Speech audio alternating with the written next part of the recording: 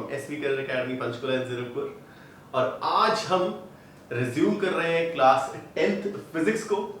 हमने इससे पहले करंट इलेक्ट्रिसिटी बहुत अच्छे से पढ़ा, हर एक चीज काफी डीपली पढ़ी, बहुत सारे क्वेश्चन प्रैक्टिस किए, कई टेस्ट दिए। अब जो हम चैप्टर पढ़ने वाले बच्चों, मेरा फेवरेट चैप्टर है कंप्लीट फिजिक्स का। सेम चैप्टर आपका प्लस 2 में रिपीट होता है, जिसमें बहुत ज्यादा डिटेल में ये होगा। In class 10 it is not in that detail, बहुत छोटी छोटी चीजें आपके लिए हैं, फिर भी काफी मजेदार चैप्टर है, करने में बहुत मजा आता है, राइट। चैप्टर का नाम है ऑप्टिक्स, OPTICS, ऑप्टिक्स। अब ये मत सोचना यार सर बुक में तो इस नाम का कोई चैप्टर हमें मिला ही नहीं है, ऑप्टिक्स क्या है। It is nothing. ऑप्टिक्स क्या है? It is branch of physics which deals with light and its phenomena, the phenomena is related to light. यानी ये ऑप्टिक्स फिजिक्स की वो शाखा है, वो ब्रांच है जो डील करती है लाइट और लाइट से रिलेटेड होने वाले फिनोमेना से। For example reflection, refraction, dispersion, diffraction, जो जो फिनोमेना लाइट शो करता है उसकी स्टडी को मैं बोल देता हूं optics. So what is optics? It is branch of physics. लिख लेंगे ऑप्टिक्स क्या है? It is branch of physics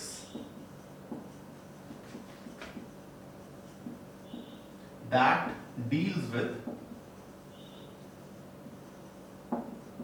study of light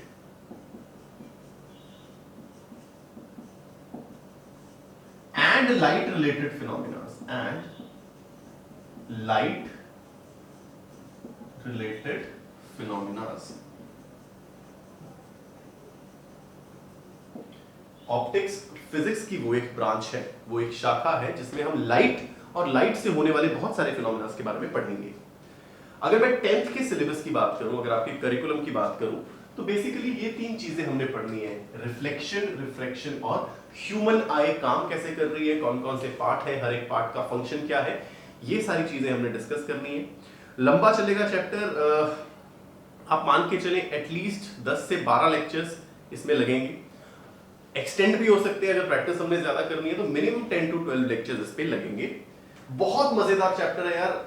मजे की बात ये कैलकुलेशन ज्यादा नहीं है, न्यूमेरिकल्स बहुत ज्यादा है, बट उनसे रिलेटेड कैलकुलेशन बहुत कम है। बहुत ऐसी कैलकुलेशन आती है जो आसानी से हो जाती है, बिकॉज दिमाग का सारा खेल है। कंसेप्ट आपने पकड़ लिया तो वो ज्यादा खेलेंगे नहीं कैलकुलेशन में कि यार डिफिकल्ट कैलकुलेशन दे दो, ये इंटू ये ना। कंसेप्ट आपने पकड़ लिया, चीजें आपको आती है, तो आप न्यूमेरिकल्स आसानी से कर पाएंगे। बहुत मजेदार चैप्टर है। शुरुआत करते हैं चैप्टर की विद अ लिटिल स्टेटमेंट। यार ये लाइट है क्या, ये लाइट है क्या और इससे फायदा क्या हो रहा है।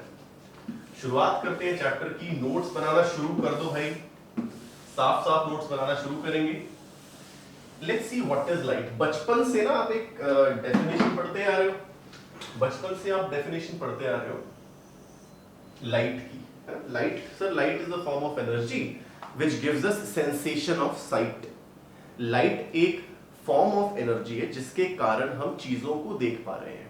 बिल्कुल सही स्टेटमेंट है, कुछ गलत नहीं है। Light is a form of energy due to which we are able to see. अब सवाल आता है सर हम कैसे चीजों को देख पा रहे हैं? लाइट की वजह से तो देख पा रहे हैं, लाइट की वजह से तो देख पा रहे हैं, स्टेटमेंट है, लाइट की वजह से चीजें दिखती हैं। कैसे दिख रही हैं उसकी बात करते हैं, ध्यान से समझना। अगर मुझे कोई ऑब्जेक्ट विजिबल है, अगर मुझे कोई ऑब्जेक्ट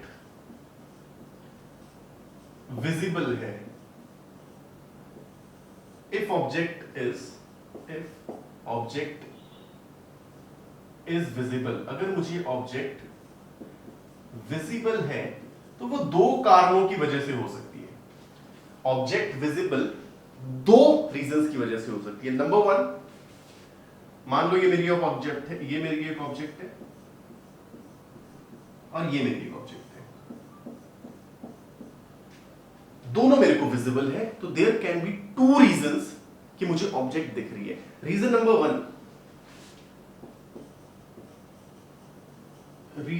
1, या तो ऑब्जेक्ट से लाइट निकल रही हो,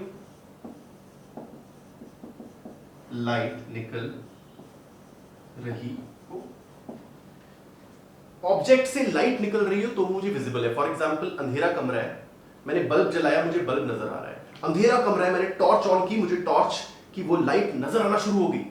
दैट मीन्स ऑब्जेक्ट विजिबल कब है? जब उसकी लाइट खुद की हो। इफ ऑब्जेक्ट से लाइट निकल रही हो, for example sun, candle, bulb, कुछ भी, तो पहली रीजन कि ऑब्जेक्ट विजिबल है, तो क्या रीजन हो सकता है? यार उसकी खुद की लाइट है, उसी से लाइट निकल रही है और मुझे वो विजिबल है। ऐसे ऑब्जेक्ट्स को मैं बोल देता हूं ल्यूमिनस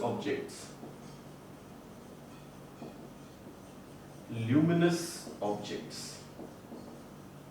तो बात समझ में आई? पहला रीजन, अगर कोई ऑब्जेक्ट विजिबल है वो क्यों है? यार उससे लाइट निकल रही है, वो मुझे सेंसेशन ऑफ साइट दे रही है, मुझे वो विजिबल है। ऐसे ऑब्जेक्ट्स को नाम दिया ल्यूमिनस ऑब्जेक्ट्स। खुद की लाइट निकल रही है, दिख रहे हैं। अब एक और रीजन समझो, एक और रीजन सोचो, बहुत सिंपल सा एग्जांपल। अंधेरा कमरा है, ये कोई ऑब्जेक्ट पड़ी है और ये आपको अंधेरा कमरा है बिल्कुल, और कोई ऑब्जेक्ट पड़ी है, नहीं नजर आ रही आपको। यहां पर किसी ने एक टॉर्च ऑन की, टॉर्च से लाइट निकली, तो टॉर्च तो आपको नजर आ रही है, डेफिनेटली टॉर्च आपको नजर आ गई, बिकॉज उससे खुद से लाइट निकल रही है। अब मैंने वो टॉर्च इस ऑब्जेक्ट की तरफ घुमा दी, तो डेफिनेटली मुझे वो ऑब्जेक्ट भी नजर आना शुरू हो जाता है। अंधेरा कमरा है, कुछ नजर नहीं आ रहा, मेरे पास टॉर्च है, रात को अंधेरा है बिल्कुल, लाइट चली गई, तुम्हें सुसु जाना है, तो तुम क्या करोगे? टॉर्च चलाओगे और ऐसे ऐसे करते हुए चले जाओगे, नेविगेट कर लोगे टॉयलेट तक का रास्ता, वॉशरूम तक का रास्ता। दैट मीन्स अगर अंधेरा है और मैंने टॉर्च जलाई, टॉर्च नजर आ रही है, क्यों? क्योंकि उससे लाइट निकल रही है। और दूसरी ऑब्जेक्ट नजर आ रही है, क्यों? क्योंकि उस पे लाइट पड़ रही है। इस टॉर्च की लाइट इस पे पड़ रही है, और होता क्या है, ये लाइट टकरा के हमारी आंखों तक पहुंच रही है। तो मेरा सेकंड रीजन क्या है किसी ऑब्जेक्ट को देख पाने का? कि उसकी खुद की तो लाइट ना, उससे लाइट ना भी निकले, बट उस पे पड़ने वाली लाइट मेरे तक आ जाए, तो मुझे वो ऑब्जेक्ट नजर आना शुरू हो जाएगी। तो reason number 2 is light must fall on the object, and it reflect to our eyes. पहला रीजन था बॉडी की खुद की लाइट हो, उससे लाइट निकले तो नजर आएगी। टॉर्च क्यों नजर आ रही है भाई? इसकी खुद की लाइट है, मुझे टॉर्च नजर आ गई। मैंने टॉर्च जिस चीज पे डाली उस पे लाइट गिरी, और वहां से लाइट टकरा के मेरे तक पहुंची, मेरी आंखों तक पहुंची, तो भी मुझे वो नजर आ सकती है। That means there are 2 reasons कि आपको कोई ऑब्जेक्ट नजर आ रही है। इस कमरे में फिलहाल मुझे वो बल्ब नजर आ रहा है बिकॉज उसकी लाइट है, आपको मैं नजर आ रहा हूं बिकॉज उस बल्ब से लाइट मेरे पे पड़ रही है, और फिर वो आपकी आंखों में जा रही है। तो there are 2 reasons for an object to be visible. There are 2 reasons for an object to be visible. Number 1, it should have its own light. इनको बोल देते हैं luminous object. Second, उस पे लाइट गिरे और गिर के मेरे तक आ जाए, ऐसे ऑब्जेक्ट्स को बोल देते हैं non luminous objects. Non luminous objects. बात समझ में आ रही है? इंट्रोडक्शन चल रहा है सर, इंट्रोडक्शन चल रहा है। लाइट सर बचपन से पढ़ रहे आ रहे हैं, इस और एनर्जी है उससे हमें दिख रहा है, बट अब हमें पता लगा दिख किन किन सिनेरियो पे ऑब्जेक्ट दिख रही होती है। या तो खुद की लाइट हो, या उस पे लाइट पड़े और टकरा के हम तक आए, ऑब्जेक्ट इज विजिबल। तो आई होप ये चीज क्लियर होगी कि ऑब्जेक्ट विजिबल कब है। तो ऑब्जेक्ट इनविजिबल कब हो सकती है? ऑब्जेक्ट इनविजिबल कब हो सकती है? इसका उल्टा हो जाए, उस पे या तो उसकी लाइट ही नहीं है, पहली बात, उससे लाइट नहीं आ रही, ना ही उस पे लाइट पड़ के मेरी आंखों तक आ रही है, तो मुझे चीज नहीं दिख रही। अंधेरे में आपको कुछ नहीं दिख रहा, क्यों? ना तो कोई सोर्स ऑफ लाइट है, और अगर सोर्स ऑफ लाइट नहीं है तो वो किसी चीज पे पड़ेगा नहीं और टकरा के मेरे पे आएगा नहीं, तो मुझे वो चीज दिखेगी नहीं, अंधेरा ब्लैक जस्ट दिखेगा, राइट? एक और रीजन हो सकता है कि ऑब्जेक्ट इनविजिबल है। मान लो इस ऑब्जेक्ट पे लाइट गिर रही है, इस ऑब्जेक्ट पे लाइट गिर रही है, बट ये टकरा के मेरी आंखों तक नहीं आ रही, ये टकरा के मेरी आंखों तक नहीं आ रही है, इससे पार कर जा रही है, ये इसे पार कर जा रही है, तो this object would be invisible. Invisible. और ऐसे ऑब्जेक्ट्स को क्या बोल देते? ट्रांसपेरेंट। आपको वो ऑब्जेक्ट नहीं दिख रहा, उसे पार करती हुई चीजें नजर आ रही हैं। मुझे शीशा नहीं दिख रहा बट बाहर की चीजें नजर आ रही हैं, बिकॉज उस शीशे पे लाइट गिरी, टकरा के मेरी आंखों पे नहीं आई, वो तो उससे निकल गई। इनविजिबल ऑब्जेक्ट मैं इसे नाम दे दूंगा, बोलने को आप ट्रांसपेरेंट भी बोल सकते हो। तो आई गेस फर्स्ट कंसेप्ट बिल्कुल इंट्रोडक्शन इस चैप्टर की क्लियर होनी चाहिए। The object is visible in two scenarios. Number one, it emits its own light, उससे रोशनी निकले तो भी मुझे नजर आएगी, और उससे रोशनी किसी और पे गिरे और फिर रिफ्लेक्ट होकर मेरी आंखों पे तो भी मुझे वो वाली चीज नजर आना शुरू हो जाएगी। इसी तरीके से हमने कैटेगराइज किया ल्यूमिनेसेंट, नॉन ल्यूमिनेस, राइट। अब इस लाइट के नेचर को देखते हैं। भाई ये लाइट की जो हम बात कर रहे हैं, इस लाइट की बात कर रहे हैं, फिर इससे रिलेटेड दो तीन चीजें और पता लग जाए, फिर हम अपने फर्स्ट इंपॉर्टेंट टॉपिक पे आएंगे, सबसे इंपॉर्टेंट टॉपिक पे, जिसका नाम है रिफ्लेक्शन। अभी तो इंट्रोडक्शन चल रही है, दैट्स इट। अभी तो सिर्फ इंट्रोडक्शन चल रही है। अच्छा, प्रॉपर्टीज ऑफ लाइट देखते हैं। प्रॉपर्टीज ऑफ लाइट देखते हैं। पहली प्रॉपर्टी समझने से पहले ना एक चीज समझना पड़ेगा आपको, मीडियम। मीडियम, मीडियम क्या है यार? मीडियम कुछ नहीं है, मीडियम सराउंडिंग्स है। फॉर एग्जांपल अगर मैं यहां खड़ा हूं तो मैं कहां खड़ा हूं? मैं सर एयर में खड़ा हूं, अभी मैं एयर में पड़ा हूं, तो उस मीडियम को मैं बोल दूंगा एयर। अगर मैं पानी में कूद जाऊं एक टैंक में, तो जहां मैं पड़ा हूं वो मीडियम क्या है? वो पानी है। अगर मान लो रूह अफ़ज़ा मिला दो किसी टैंकी में और कूद जाऊं तो मेरा मीडियम क्या हो जाएगा? Rooh Afza. So what is medium? Medium is nothing but surroundings. Surroundings is medium, that's it. इस मीडियम को समझो, मीडियम क्या है? सराउंडिंग है। मेरी सराउंडिंग इज माय मीडियम, मैं कहां पड़ा हुआ हूं, दैट इज माय मीडियम। पहली प्रॉपर्टी क्या बोलती है? पहली प्रॉपर्टी क्या बोलती है? Light does not require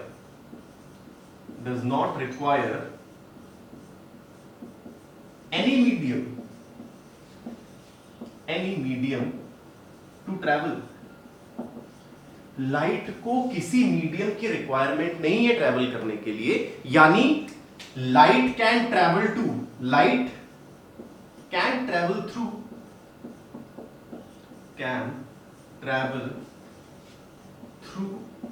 vacuum. Vacuum से भी ये लाइट ट्रैवल कर सकती है। वैक्यूम का मतलब समझना यार, अभी ये वैक्यूम नहीं है, यहां पर एयर है। अगर मैं इस कमरे से सारी एयर बाहर फेंक दूं, मैं तो सांस नहीं ले पाऊंगा। मैं अगर इस कमरे से सारी एयर बाहर फेंक दूं, डेफिनेटली मैं सांस नहीं ले पाऊंगा, राइट। बट एयर तब भी ट्रैवल कर सकती है। एयर विदाउट एनी मीडियम भी ट्रैवल कर सकती है। दैट मींस एयर वैक्यूम में भी ट्रैवल कर सकती है, और एयर किसी भी मीडियम में भी ट्रैवल कर सकती है। एयर लाइट किसी भी मीडियम में ट्रैवल कर सकती है। लाइट वैक्यूम में भी ट्रैवल कर सकती है, लाइट एयर में भी कर सकती है, लाइट वाटर में भी कर सकती है। बात समझ में आ रही है? Light can travel through vacuum and through any medium, given वो मीडियम ऐसा ना हो तुम बोलो सब पत्थर के बीच में से जा रही है, नहीं, सॉलिड से नहीं, बट किसी और भी मीडियम से, वाटर से जा सकती है, अल्कोहल के थ्रू लाइट पास कर सकती है, एयर के थ्रू तो डेफिनेटली करती है। सर इसका प्रूफ दो कि लाइट वैक्यूम में भी ट्रेवल कर सकती है, कैसे मान ले? अरे मेरे बच्चों, अगर लाइट सन से तुम्हारे पास पहुंच रही है और स्पेस में क्या है? वैक्यूम।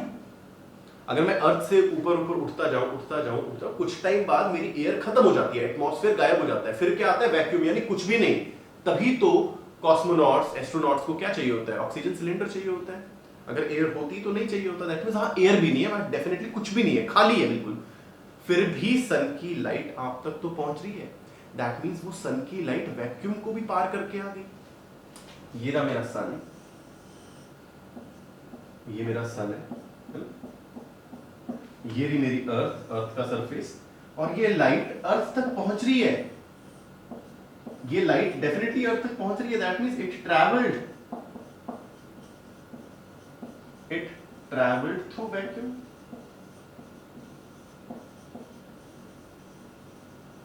वैक्यूम, बिकॉज अर्थ का एटमॉस्फेयर तो कुछ हाइट तक ही है, उसके बाद जाओगे कुछ नहीं है, खालीपन है, पूरा वैक्यूम है, बट फिर भी सन की लाइट आप तक पहुंची है, that means it can travel through vacuum, और बाकी किसी मीडियम से तो कर ही पाती है, राइट।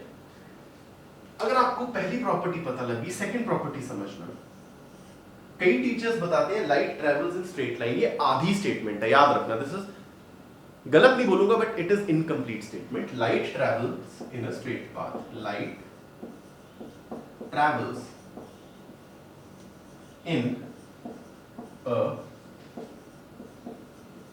स्ट्रेट लाइन या straight path, this is incomplete statement, एक आधी अधूरी सी स्टेटमेंट है।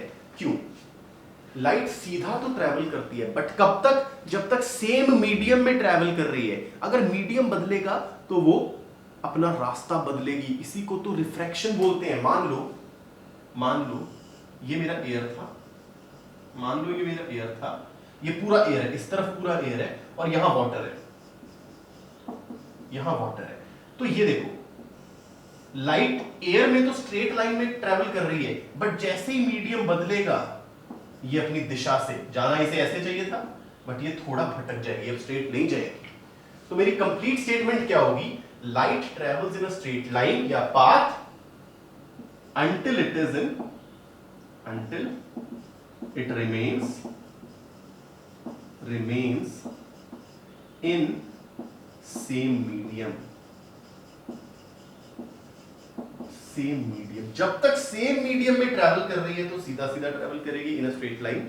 जैसे ही मीडियम बदलेगा ये अपनी दिशा बदलती है, ये अपनी दिशा बदलती है, और इसी को रिफ्रैक्शन बोलते हैं। ये हम एंड में आएंगे, ये हमारा टॉपिक है लास्ट वाला, ऑलमोस्ट 6-7 लेक्चर्स के बाद यहां पर पहुंचेंगे, राइट। तो ये दो इंपॉर्टेंट प्रॉपर्टीज है। It do not require any medium, ये वैक्यूम से भी चल सकती है और मीडियम से तो चल ही रही है ना। और it moves in straight line until the medium is same। अगर एयर में चल रही है तो सीधी सीधी जाती जाएगी, यहां पर मान लो इसकी तरफ पानी पानी है तो थोड़ी मुड़ जाएगी, बेंड हो जाएगी, it bends when medium is changed. Third property, अब ये भी कई चीजें आगे बताते हैं, बोलते हैं स्पीड ऑफ लाइट, बोला जाता है speed of light is 3 × 10⁸ metre per second. ये भी इनकम्प्लीट स्टेटमेंट है, याद रखना, कई टीचर यही छोड़ देते हैं, इनकम्प्लीट इंफॉर्मेशन है। लाइट इतनी स्पीड से चलती है, बट किसमें? वैक्यूम में, इन वैक्यूम। वैक्यूम में इतने स्पीड से चलती है, मीडियम बदल दोगे, वाटर में इतनी स्पीड से नहीं चलती, वाटर में इसकी स्पीड कम हो जाती है। अल्कोहल से पास कराओगे इतनी स्पीड में नहीं चलती, कम हो जाती है। So speed of light is इतना in vacuum, in other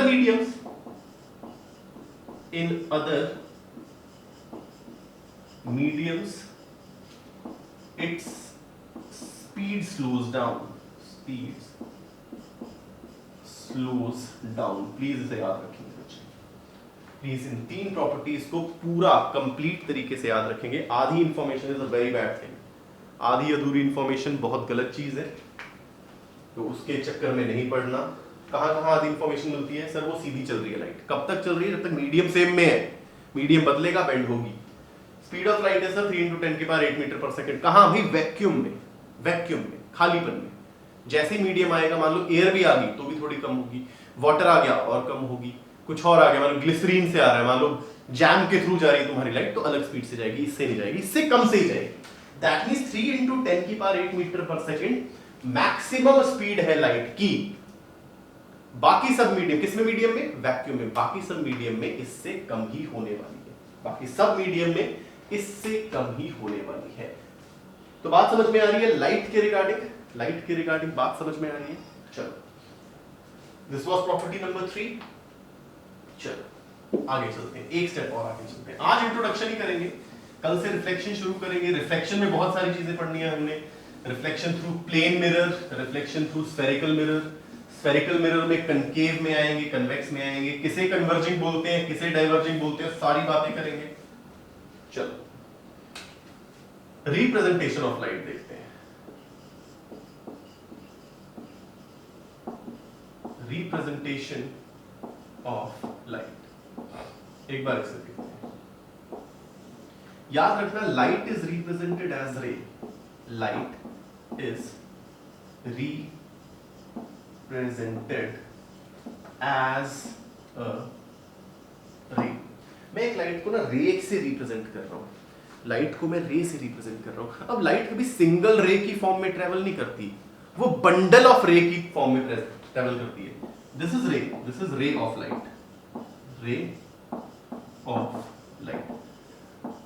sir मुझे तो नहीं दिख रही सर ऐसे ऐसे तीर आते हुए, अरे रिप्रेजेंटेशन है यार, ये बता रहा है कि एक स्ट्रेट पाथ में ट्रेवल कर रही है गिवन मीडियम में, जस्ट अ रिप्रेजेंटेशन। सर मुझे तो दिख नहीं रही लाइट ऐसे तीर की तरह आ रही है, मेरे में छेद नहीं हुआ, पीछे नहीं गई, मरा नहीं मैं, ऐसा कुछ बकवास नहीं करनी है। It is a ray of light. रे ऑफ लाइट मतलब स्टार्टिंग है, एंड नहीं है। सर एंड क्यों नहीं है? सर इस रे का एंड क्यों नहीं है? देखो ना, मान लो लाइट आई, शुरुआत तो हुई, टकराई, टकरा के रिफ्लेक्ट होकर कहीं गई, कहीं गई, कहीं कहीं गई, एंड नहीं है बट स्टार्टिंग पॉइंट जरूर है। So it is represented as a ray of light. But असल में ये सिंगल रे नहीं होती, किसी भी चीज से इनफाइनाइट रेज निकलती हैं। किसी भी लाइट सोर्स से मैं बात करूंगा तो एक रे नहीं निकल रही, बहुत सारी रेज निकल रही है। This is bundle of rays, bundle of rays. और इसी को मैं बोल देता हूं बीम, बीम ऑफ लाइट। तो याद रखेंगे बंडल ऑफ रेज, असल में जो लाइट ट्रैवल कर रही है, it is not a single ray, it is travelling in a bundle of rays which is traveling in a straight line until the medium remains same, और उस bundle को नाम दे देते हैं beam of light, beam of light, right?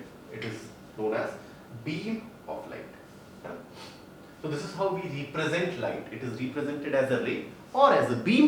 ज्यादा practical बोलूं तो beam की तरह रिप्रेजेंट हो रही है, मोर देन वन रे निकल रही है किसी भी लाइट सोर्स से। बात समझ में आई? चलो एक और चीज याद रखना, जो स्पीड ऑफ लाइट मैंने बोली ना,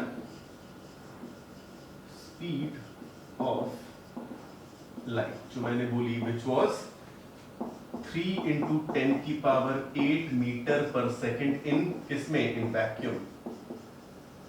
It is represented by letter C, small c। तो जहां भी स्मॉल c आपको दिख गया उसका मतलब है 3 into 10 की पावर 8 मीटर पर सेकेंड। ये भी याद रखेंगे, जहां दिखा स्मॉल c मतलब वो speed of light in vacuum की बात कर रहा है, speed of light in vacuum की बात कर रहा है, which is 3 into 10 की पावर 8 मीटर पर सेकेंड। तो ये कुछ बातें थी लाइट से रिलेटेड। लाइट क्या है, लाइट का नेचर क्या है, प्रॉपर्टीज क्या है, चीजें विजिबल कब हैं, इनविजिबल कब होंगी, ये सारी चीजें थी। अब मैं इंट्रोडक्शन देता हूं नेक्स्ट लेक्चर में हम क्या करने वाले हैं। हम नेक्स्ट लेक्चर में शुरू करेंगे अपना पहला मेन टॉपिक जो होगा reflection. That would be reflection. Reflection क्या है ये सारी बातें करेंगे। इसके अंडर हम पढ़ेंगे रिफ्लेक्शन थ्रू प्लेन मिरर, जिसमें आप सुबह सुबह उठ के बाल अपने वगैरह सेट करते हो, 10th में हो गए हीरो बन रहे हो आजकल, प्लेन मिरर। इसके बाद हम बात करेंगे स्फेरिकल मिरर की, स्फेरिकल मिरर्स की। स्फेरिकल मिरर्स में हम बेसिकली दो चीजें पढ़ेंगे, which is concave and convex mirror. इनकी कंस्ट्रक्शन भी पढ़ेंगे, ये बनते कैसे हैं। फिर हम क्या पढ़ेंगे, इमेज कैसे बनती है इन मिरर्स को यूज करके, इमेज फॉर्मेशन देखेंगे। ये सारी बातें करेंगे हम अगले पार्ट में। नेक्स्ट लेक्चर में हमारा रिफ्लेक्शन शुरू होगा और हम बातें करेंगे सिर्फ और सिर्फ प्लेन मिरर की। उसके बाद आएंगे स्फेरिकल मिरर में image formation using spherical mirrors. तो आज के लिए इतना ही। This was the introduction. Notes बनाना शुरू करें, साफ साफ notes. I can guarantee you अभी तक मैंने इट्स बिन ऑलमोस्ट 5, 6, 7 इयर्स हो चुके हैं पढ़ाते को, अलग अलग इंस्टीट्यूट्स में पढ़ाया, काफ़ी टाइम से आपके सामने ही हूँ SV करियर अकेडमी में। And trust me, it is very easy to get 100% in class 10th, very very easy, damn easy. But मेहनत तो लगती है यार, कमिटमेंट लगती है। ऐसा नहीं है कि आपने पूरा हफ्ता पढ़ा नहीं और सोच रहे हो संडे को पढ़ूंगा सब आ जाएगा। भाई ऐसा होता नहीं है, ऐसा होता नहीं है, और ऐसा करना बहुत गलत बात है। पढ़ना है डेडिकेशन के साथ तो रेगुलरली पढ़ना है, नहीं तो यार मस्ती करो क्या बात है, देखना मस्ती करोगे फेल हो जाओगे तो दुख नहीं होगा, थोड़ा सा पढ़ के कम नंबर तुम्हारे कम आएंगे तो दुख होगा, right? So let's enjoy it, enjoy the journey, मजे से धीरे धीरे चीजें हो रही हैं, एंजॉय करते जाओ। एक साल में 3 बार 10th का सिलेबस हो जाता है यार, तो you have ample amount of time, don't worry, enjoy. जय हिंद।